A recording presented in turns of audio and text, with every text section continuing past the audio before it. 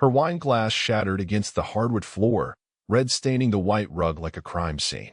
Emily stood there in our living room, her face twisted in fury, chest heaving like she'd sprinted a mile, eyes locked on me as if I had burned her childhood home down. "Get out and never come back," she shrieked, pointing toward the door like some kind of soap opera villain, dramatic to the bone. And I just stood there, quiet. Not because I was scared, not because I was confused, but because, for the first time in years, I saw her for who she really was, without the layers of charm she wore around her friends, or the fake gratitude she showed my family, or that Instagram perfect wife facade she curated so obsessively. No. This banshee in designer pajamas, losing her damn mind in front of our fireplace, this was Emily. And God help me, I wasn't even surprised. I didn't say a word. I didn't grab a coat. I didn't even blink. I just turned around and walked out. She expected begging. She expected tears.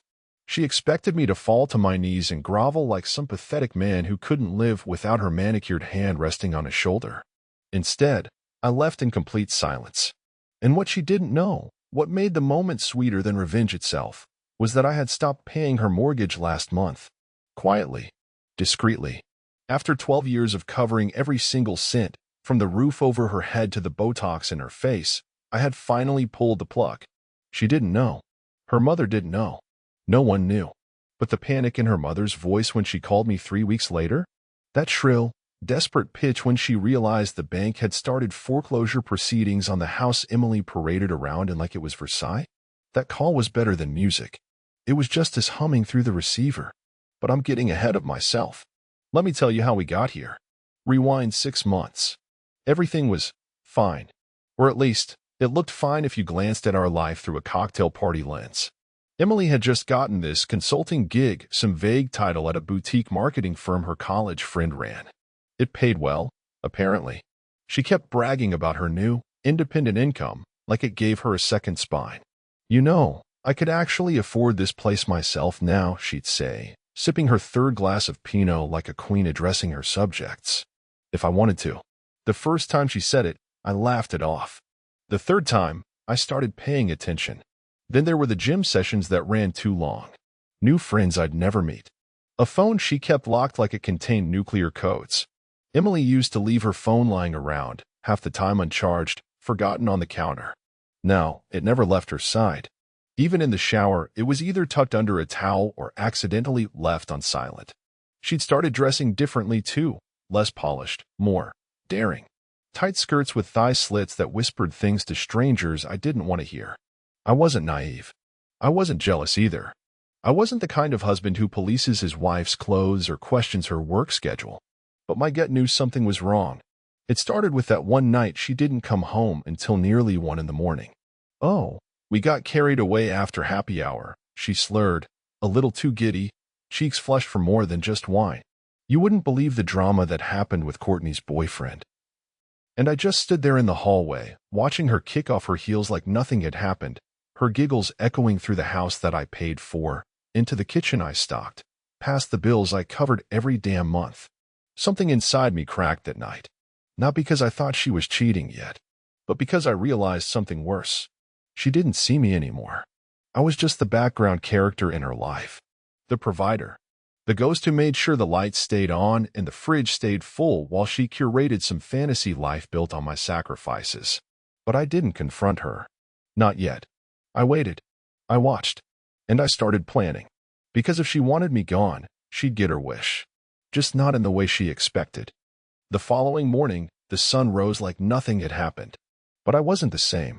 Something inside me had shifted, quietly, permanently. You know that eerie calm you feel before a storm rips through your town and leaves nothing standing? That was me at the breakfast table. Emily strolled into the kitchen like a runway model playing house. Her silk robe barely clung to her shoulders, coffee already in one hand, phone in the other, typing away with those perfectly polished nails.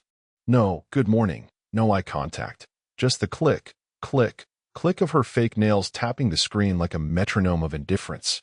"I'm heading out early," she mumbled, not even looking up. "Meeting with a new client uptown." It was Saturday. A client on Saturday? At 8 a.m.? She didn't even try to make it believable anymore. "Want me to drop you off?" I asked without looking at her, eyes focused on the eggs burning in the pan.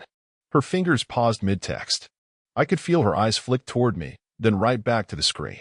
No, I'll Uber. It's faster. Right. Because traffic on a Saturday morning in the suburbs is such a war zone. She left 5 minutes later, perfume heavy in the air, dressed like she was going to audition for a reality show. That skin-tight maroon dress? Never seen it before. The heels? Definitely new. She didn't buy them with her own money either. I knew every credit card in that house, and every damn purchase went through me. As soon as the front door clicked shut, I stood in the hallway and let myself feel it, really feel it. The humiliation, the building rage, the betrayal I hadn't even confirmed yet but already knew in my bones. This wasn't paranoia. I knew what paranoia felt like. I battled it in my 20s after 2 failed jobs and a sister who stole from me when I was barely making rent. No, this wasn't that. This was instinct. Gut deep. Caveman-level warning sirens that said, "You're being lied to, and she thinks you're too stupid to notice." So I started digging. Nothing obvious at first. Her phone was still locked tighter than Fort Knox, and her laptop had a new password. But paper? Paper doesn't lie. And people like Emily, people who think they're the smartest person in the room, they always slip somewhere. I started with the garbage. Yeah, the garbage. Wednesday morning, before pickup, I went through the trash bin outside. Found an Uber receipt printed, of all things. Dated 2 weeks ago. Pickup from a downtown hotel, drop off at our house. 2:15 in the morning. She told me she was at her friend's birthday party that night.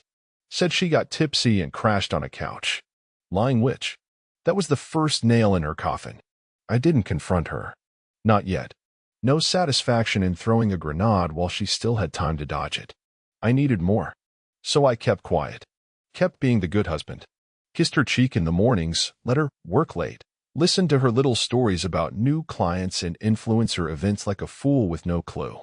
Meanwhile, I was transferring the mortgage title from joint to my name. Quietly. Legally. Carefully. We bought the house 5 years ago, but guess who paid every penny of the down payment? Guess who covered every single mortgage bill since? Guess who added her name on the loan just because she wanted to feel included? Me. I had the receipts. The bank statements. The records. My lawyer was slick, fast, and worth every dollar. The paperwork was done within 10 days. She never even noticed the certified mail that came in. Probably thought it was another spa promotion and tossed it. And the best part? I also froze her access to our shared savings account, legally. Reallocated the funds into an LLC I opened under a new business I'd been planning. Emily never asked how the bills got paid, so she never even realized that account went dry. But I still needed to know one thing. Who was he? Because let's be honest, there's always a he. And I wasn't going to rest until I saw the look on her face when she realized I knew everything. Not just about the affair. Not just about the lies. But that I had flipped the entire game board while she was too busy sneaking around in hotel elevators and fake brunches. The real show was just beginning. 2 days later, I followed her. No drama. No trench coat or dark sunglasses. Just me, my truck, and a thermos of black coffee while she pulled out of the driveway in that Lexus SUV I'd paid off 2 summers ago. She didn't even look in the rearview mirror. Didn't see me trailing 4 cars back. Her route was predictable for the first 10 minutes. Main roads, Starbucks drive-thru, makeup check at the red light. Then she veered east, toward the city. Not toward any known client office. Not toward the agency her friend supposedly ran. She pulled into a Madrid apartment complex just off 48th and Bellamy. Swanky. Not flashy, but private. The kind of place that had underground parking, keycard access, and no security cameras pointed at the street. Too convenient. She didn't park. Just pulled up to the curb, double-flashed the hazards. 2 minutes later, he came out. A man. Mid-30s. Athletic build. Shaved head. Expensive watch and a smug little bounce in his step like he thought the world owed him compliments for existing. He leaned into her window, said something, and then walked around and climbed in. I knew right then. She wasn't consulting him. They sat in the car for 3 minutes, then drove off together. I didn't tail them too close. Traffic made it easy to blend in. They weren't headed to a business meeting. They were driving out toward the lake, the place we used to go when we first started dating. I followed from a distance until they pulled into a private lodge near Ridgemount Shore. One of those day rental cabins that charge by the hour or the afternoon, depending on how long you want to pretend your life is something it's not. She got out first, adjusted her hair in the side mirror, fixed her lipstick. He smacked her ass when she walked up the steps. She laughed. That laugh. The same one she used to give me when I snuck up behind her in the kitchen and kissed her neck. I sat in my truck and stared at the windshield until my eyes blurred. The betrayal hit different when it had a face. A name I didn't know yet. A body. Arms that had wrapped around her. Mouth that had kissed her while mine waited at home. She was wearing the necklace I bought her for our 10th anniversary. They disappeared inside, and I didn't follow. Didn't need to. My mind painted the picture clearer than any camera ever could. Instead, I turned the engine off and sat in silence for nearly an hour. My hands didn't shake. My breathing stayed calm. But something inside me broke.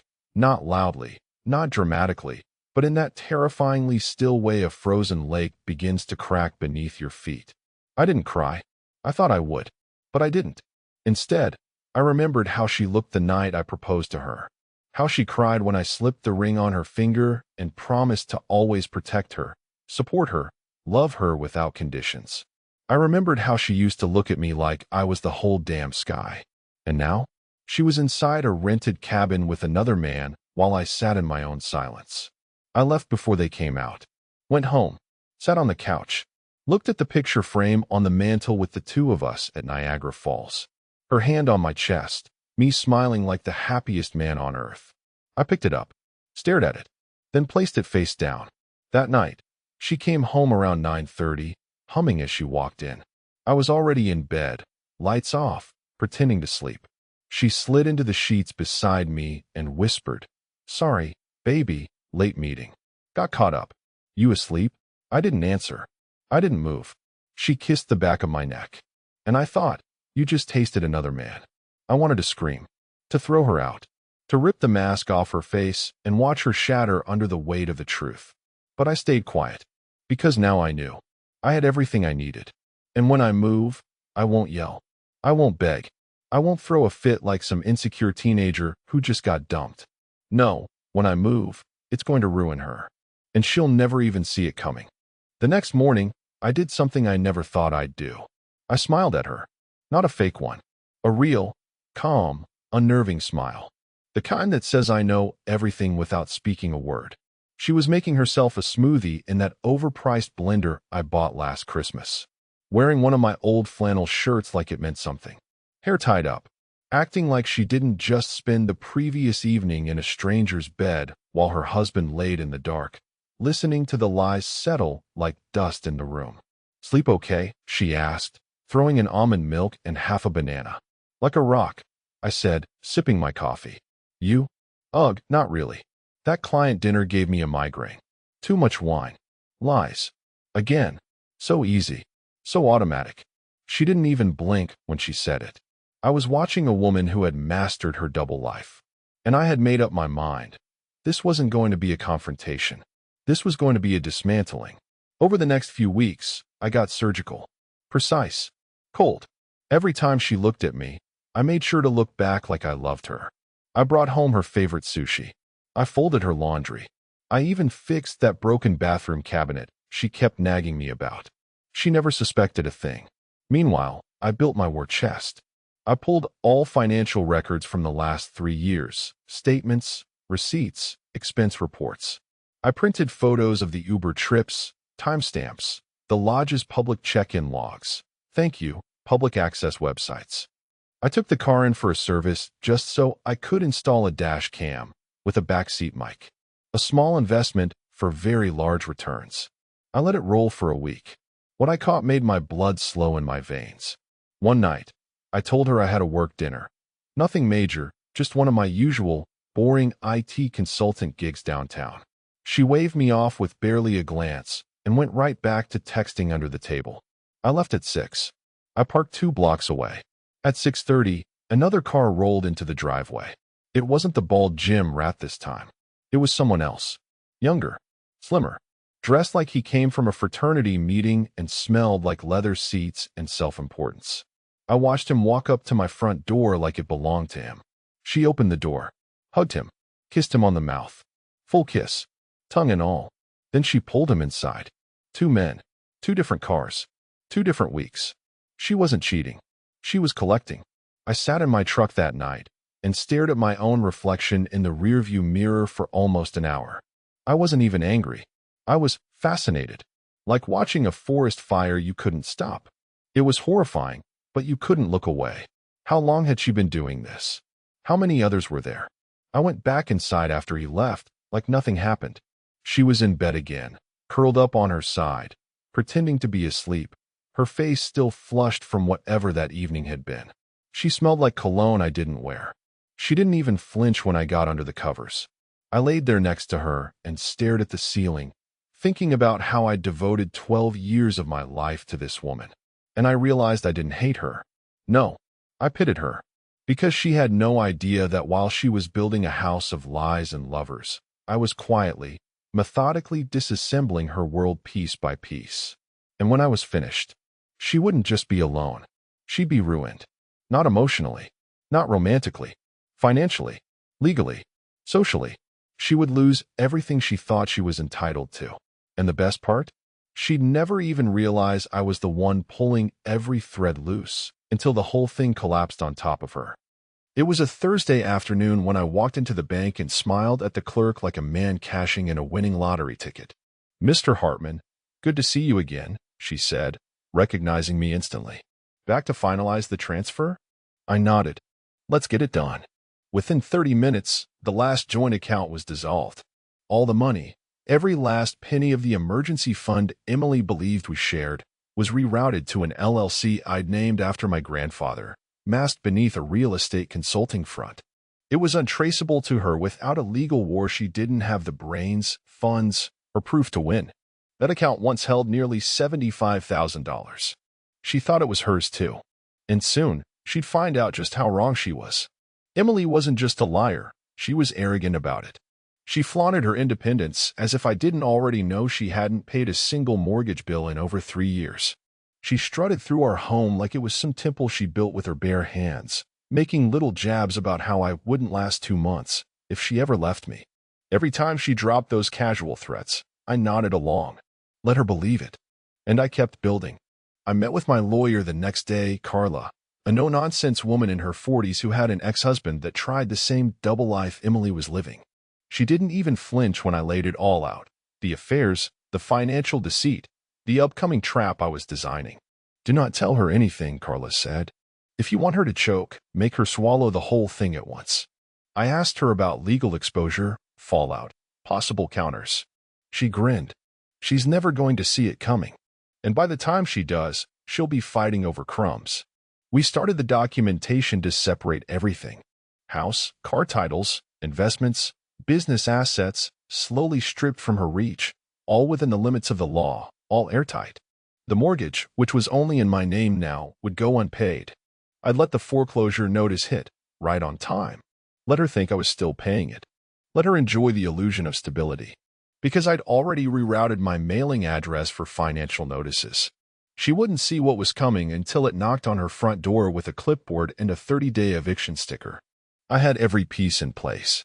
And then fate handed me a gift. Her phone, carelessly left on the patio chair while she was in the shower. Unlocked, wide open, and vibrating with messages. I told myself not to look. That I already knew enough. That whatever I'd see would only light the fire I was trying to keep cool. But I looked, and that's when I found him.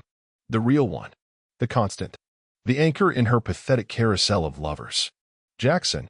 The texts were vivid, graphic. She called him baby. She said she loved him. Promised she was almost free, and that soon it'll be just us. She told him I was boring, clueless, that I spent all my time chasing invoices while she chased her dreams. She said she couldn't wait to move into her house once I was finally gone. She even joked about hiding my tools so I couldn't fix the leaky sink and would feel useless for once. Every message was a nail in the coffin. Every "I love you" she sent him was another shove toward the edge of the cliff she didn't know she was standing on. I screenshotted every word, sent them to myself, saved them in a password-locked folder titled Vacation Plans. Because when this was over, she was going to need one. From her new life. from her shame, from herself. That night, I cooked her favorite, ribeye, medium rare. Her favorite red. Candlelight, soft jazz. She walked in, stunned. I told her I missed her, that I wanted to reconnect, that maybe we needed a weekend getaway soon, just the two of us. She smiled, called me sweet, kissed me like nothing had changed. And I kissed her back, because I wanted her to feel safe. Right before the floor disappeared beneath her. She had no idea I'd already planned my exit. No clue that in less than 3 weeks, the mortgage company would post a foreclosure notice on the door she so proudly decorated with seasonal wreaths and fake greenery. No idea that the car she drove, my name on the title, my money on the payments, had been quietly reassigned to a private sale company with a buyback clause in place. Emily was busy planning her escape. Meanwhile, I was tightening the cage around her. The weekend after the romantic dinner, she told me she needed a girls' trip. Courtney's been dealing with a lot lately, she said, twirling a strand of hair like she was 16. She wants to get out of town for a bit. Just us girls. Nothing wild. I nodded, setting down my coffee slowly. Where to? Palm Springs. We lived in New York. I tilted my head. That's a long trip for a weekend. She paused, then laughed nervously. Oh, no, I meant Palm Beach. In Florida. Not Springs. Lie. Clean, but shaky. Her phone buzzed. She glanced down, caught herself, and flipped it face down. Amateur move. Guilt was beginning to show through the cracks in her mascara and casual gaslighting. Go, I said calmly. You deserve it. Recharge. She smiled so wide you'd think she just won an award for Best Lying Wife in a Drama Series. She left Friday morning. Luggage packed the night before. Expensive perfume layered over something cheap and desperate. She didn't know I had a GPS tag in her trunk. Didn't know I'd see her destination ping a hotel 35 minutes outside the city, nowhere near the airport. Didn't know I'd already made contact with Jackson. Yeah, I found him. Wasn't even hard. Once I had the phone screenshots, I ran a few searches, traced social media patterns, looked up recurring names in her texts. Turns out, Jackson was a personal trainer. Worked out of a boutique gym that marketed itself to high-achieving women looking to feel empowered. Translated, rich bored housewives paying to sweat while being complimented by younger men with abs. I made an appointment under a fake name, David Price. Walked in wearing joggers and a hoodie. No wedding ring. Jackson greeted me with the fake smile of a man who knew exactly how attractive he was. David? He asked, extending a hand. Yup. Just looking to tighten up the core and maybe get some energy back. You know, life's been crazy lately, I said, letting him walk me through a warm-up routine. He was professional. Smooth. You wouldn't suspect a thing unless you were looking for it. Until he pulled out his phone to show me an app for tracking macros, and a picture of Emily popped up as a notification banner. Emily Hartman. Can't stop thinking about last night. He swiped it away quickly. Too late. I think your girl texted you, I said with a smile, keeping my breathing steady through the reps. He laughed. Oh man, yeah. She's something else. She married? I asked, watching him closely. He didn't hesitate. Technically, but not for long. Says the guy's a doormat. Some IT nerd or whatever. My hands tightened around the kettlebell. Doormat. That was me. At the end of the session, I paid cash and walked out. Calm. Controlled. But I swear I could feel every blood vessel in my neck pulsing like they were ready to burst. So this was the guy. The one she called baby. The one who thought he was winning some twisted prize. The one she confided in about our finances, our home, me. I should have knocked his teeth in. Instead, I went home and called Carla. It's time, I said. I want the papers drawn. Full dissolution. No settlement. I want to bury her with documentation. Carla paused. We can do it. But remember, if you want her to fall, let her lean on you just a little bit longer. So I waited. When Emily came home that Sunday night, fake tint uneven on her thighs and cheap motel shampoo still clinging to her hair, I was in the kitchen making tea. She kissed my cheek like nothing had happened. Told me she missed me. Said the girls had a great time. I handed her the tea. You deserve it. And she smiled. She actually smiled, believing she was winning. But the rope around her life was nearly tight enough. And I was holding the end of it. The day the foreclosure letter hit the mailbox, Emily didn't even check the mail. She never did. That was my job, along with everything else she never paid attention to. Trash day, taxes, thermostats, broken sprinklers, finances. If it didn't involve brunch or eyelashes, it wasn't her concern. So I let it sit on the counter. Not hidden, not displayed, just there. She walked by it 3 times that evening. Once while grabbing wine, once while adjusting the AC, and once, this part still makes me grin, when she shoved a delivery bag toward me and said, "Your dinner's here." My dinner. In a house I paid for. She sat across from me on the couch, legs tucked under her like some sweet, caring wife out of a catalog, scrolling Instagram while I ate lo mein and waited for the storm to find her. That night, I opened my laptop in bed beside her and placed headphones on, pretending to watch a documentary. What I was really doing. Uploading every document, every video, every screenshot into a cloud drive labeled Mutiny. The Uber logs. The gym appointment footage. I had gone back and installed a small clip-on camera on my shirt during the session with Jackson. The screen recorded messages. Bank transfers. Everything. I uploaded it all and copied the link into an email I scheduled to auto-send to her entire family, her boss, and, my personal favorite, her church group. Wednesday at 9 a.m. sharp. Prime time. But I wasn't done. That weekend, Emily hosted a wine night with the girls. A small gathering for women who'd been sipping lies from her mouth for years. I offered to stay out of the way, even clean the patio and arrange the lights so she could show off. Around 10 p.m., I left to grab some groceries for breakfast. In reality, I parked one street over, out of view, and waited. 2 hours later, the lights went off. Her friends were gone, and Jackson's car rolled into the driveway. I didn't need a camera this time. I saw him through the kitchen window. He kissed her the second the door opened, his hands already halfway up her back. I imagined the spot on the counter where they'd lean, the couch where they'd laugh, the floor where they'd tangle. Then I drove off and called Carla. "Pull the trigger," I said. "I want the paperwork delivered this Monday. Certified courier." At noon. She didn't ask questions.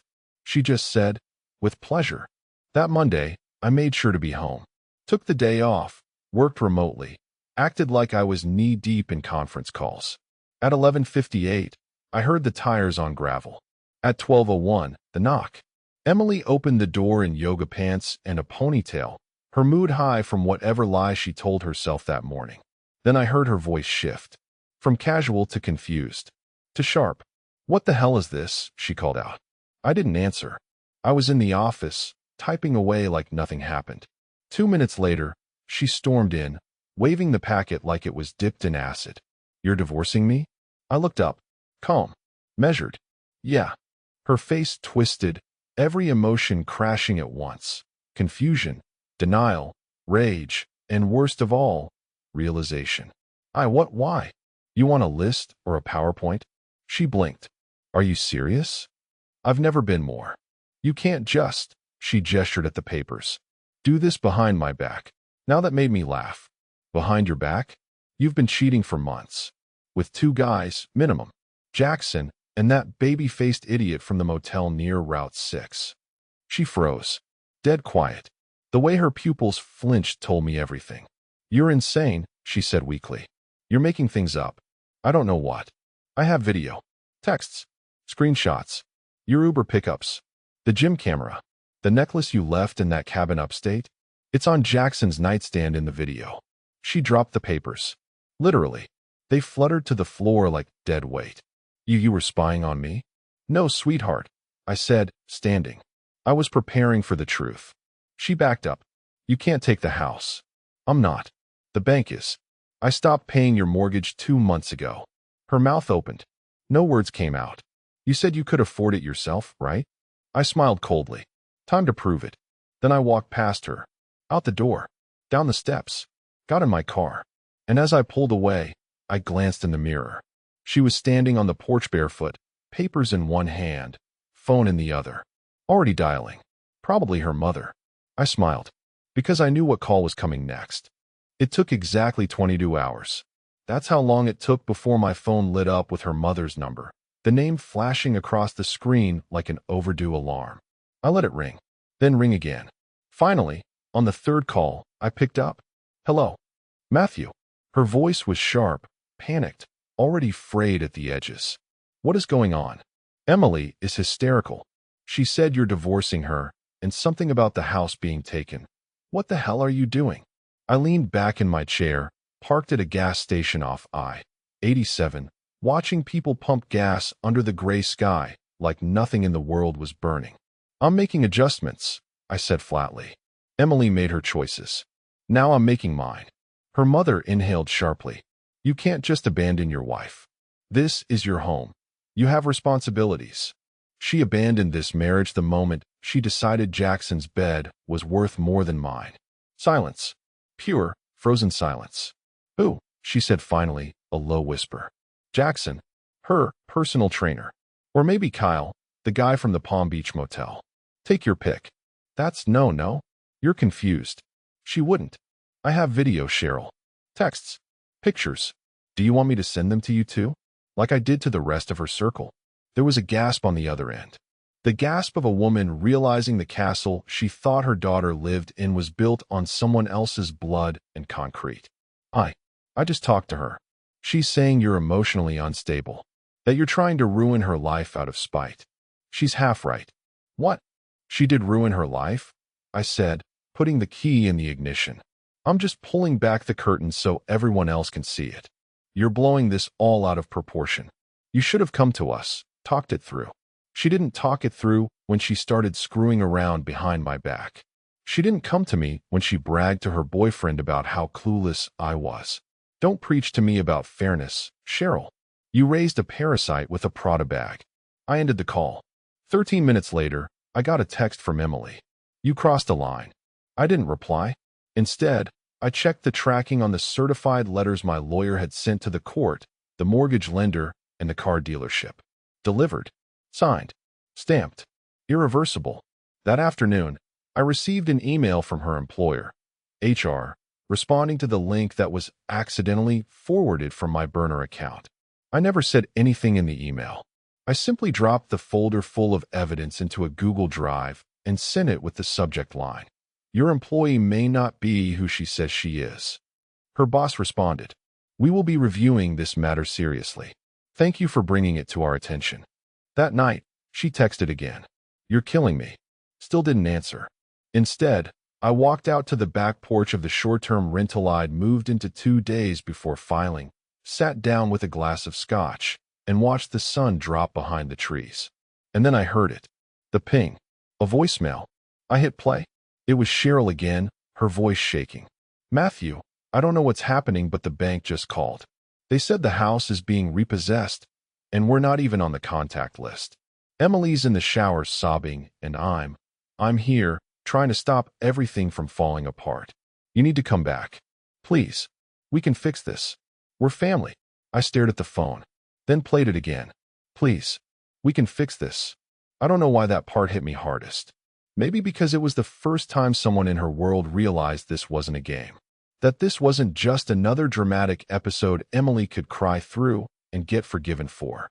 There was no fix. There was only fallout now.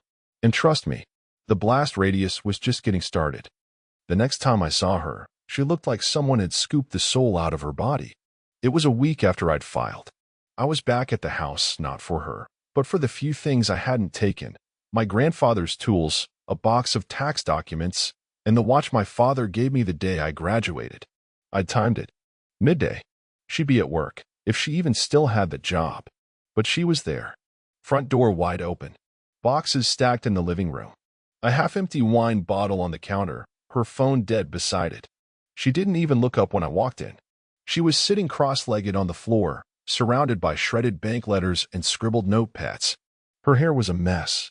Her hoodie wasn't hers, it was mine from college.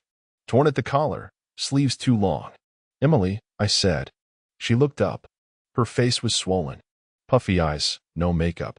Lips trembling. "Did you know they sent someone to photograph the house yesterday?" she asked, voice brittle. "For the listing?" I nodded. "That's standard before foreclosure. They said we had 30 days. 26 now." She blinked hard. "You're serious. You're really doing this?" "I already did it." You're You're just going to let them take it.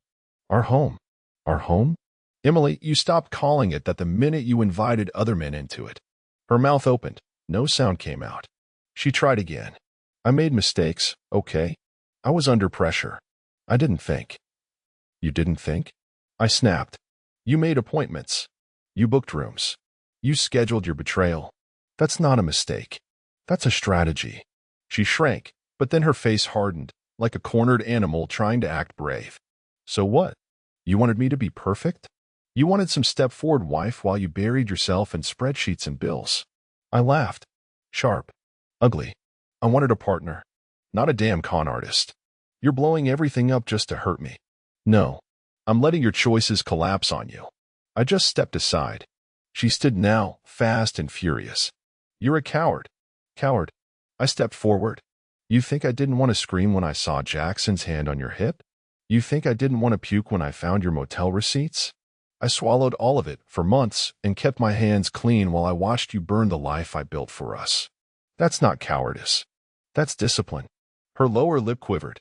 Then came the last attempt, the final move of a desperate woman who'd run out of lies. Tears. I messed up, Matt. Please. I just want to fix it. I looked at her long and hard. For a moment, a sliver of the old Emily, my Emily, stood there, broken, begging. But I wasn't that man anymore. You can't fix this, I said. You broke it too cleanly. Then I turned, grabbed my toolbox, walked past the photos still on the wall, us smiling in Venice, the wedding picture in front of the chapel, that awful selfie on our first road trip to Nashville. I didn't touch them. Let her sit in that echo of what she threw away. As I stepped onto the porch, she followed me to the door. Where will I go? She whispered. I didn't turn around. You always said you didn't need me, I said. Now's your chance to prove it. And I walked down the steps, got in my car, left her standing there barefoot, clutching a hoodie that didn't belong to her anymore. And this time, I didn't look in the rearview mirror. 2 days later, I got an email from the bank. Final notice. Foreclosure scheduled. Public listing in 12 days unless full payment is received. I forwarded it straight to Emily. No message. No subject line. Just the facts. 10 minutes later, my phone rang. Blocked number. I didn't answer. Then another. And another. She was spiraling now.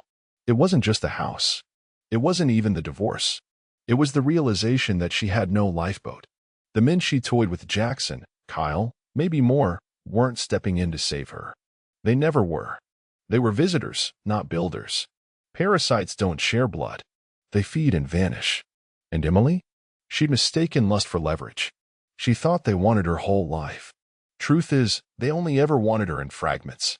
I knew she'd go to Cheryl next. Her mother had always been the fallback, the rescuer, the one who swooped in with a checkbook and a lecture, telling Emily she deserved better every time I dared to expect decency. But Cheryl was out of money. 2 failed marriages, a gambling brother who bled her dry, and now this. Emily had nuked her final safe house. And she still didn't know what was coming next. Because this wasn't just about property. It was about identity. You see, I'd started one last fire. A quiet one. One she hadn't smelled yet. Remember that LLC I moved our joint savings into? Well, I'd restructured it. Shifted the name. Cleaned up the board of directors. And I listed Emily's employer as one of its corporate partners, in error.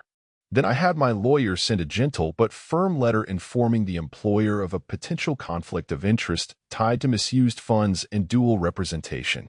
Why? Because Emily had claimed she co-founded that boutique agency, boasted about it to everyone, even signed a few documents as executive strategist, despite being listed only as a contracted consultant on payroll. That was fraud. And when her employer got that letter, they panicked.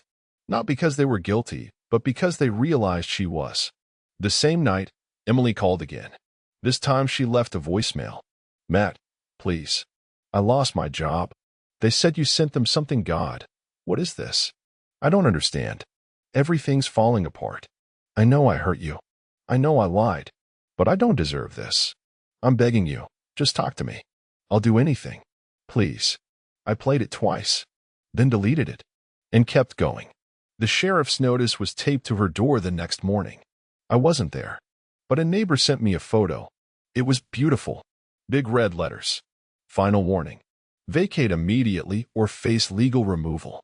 And in the corner of the image, barely visible, you could see her silhouette through the window. Frozen. Still. She'd spent years performing. Years sculpting a reality made of filters and staged smiles and side flings and empty affirmations. And now? There was nothing left to hide behind. Her job? Gone. Her home? Gone. Her savings? Never existed. Her lovers? Ghosts. She could barely post a picture anymore without someone from her old life asking, "Are you okay?" Or, "What happened?" The cracks were public now. The mask had shattered. And me? I wasn't even angry anymore. I was clean. I was rebuilding. And I was saving the last blow for just the right moment. It happened on a Tuesday. Quiet. Gray. One of those spring mornings that smells like wet pavement and dead flowers. The courthouse lobby was empty except for the sound of my shoes on polished tile. I was early. I wanted to be. I had dressed with care. Navy blazer, crisp shirt, no tie. Calm, composed, unshakable. My lawyer, Carla, met me inside with that same smirk she'd been wearing since day one, the smirk of a woman who knew a clean kill when she saw one. Emily showed up 6 minutes late. She looked like she hadn't slept in days. Her makeup was doing more damage than help, concealer caked under puffy eyes, lashes clumped like they'd been crying for hours. She wore a black dress, but not because it was court-appropriate. She looked like she was mourning her own life. And maybe, in a way, she was. She didn't look at me. Not once. The judge went through the formalities. Carla handled most of it. The judge asked if we had a settlement to submit. Carla slid the folder across the table like she was handing over a menu. Emily's lawyer, a soft-spoken guy who looked like he regretted taking her case, flipped through the document slowly, carefully. His expression tightened with every page. By the time he got to the financial summary, Emily finally looked up. "You can't leave me with nothing," she whispered. "Matt, this is vicious." "You left yourself with nothing," I said. "I just stopped covering for you." Her voice cracked. "This isn't fair. You spent years lying to my face, bringing men into our bed, our life. You spent our savings on weekend getaways with strangers and thought I'd just keep nodding along. I thought we were broken," she snapped. "No. You were bored." The judge cleared his throat. "Is there a dispute about the terms?" Her lawyer shook his head. "No, Your Honor. My client will sign." She flinched, like the word sign burned her. And then she did. Right there. Ink on paper. No fight left. Just like that, it was over. No alimony. No division of the house, it wasn't hers. No vehicles, both gone. No savings, I had moved it. No starting over fund, no retirement fallback. Her career? Doomed. Her reputation? Ash in the wind. Emily Hartman had gambled with a loaded deck and still lost. She walked out of the courtroom alone, head down, step small. Not like her usual heels clacking, hip-swaying entrance. This was the walk of a woman who'd built her whole identity on appearances and now couldn't even look up. I stayed behind, waited until she was gone before stepping out into the hallway. And there, sitting in the corner, waiting like a ghost of a bad memory, was Cheryl, her mother, still in her pearls, holding a handbag that probably cost more than my first car. She stood as I passed.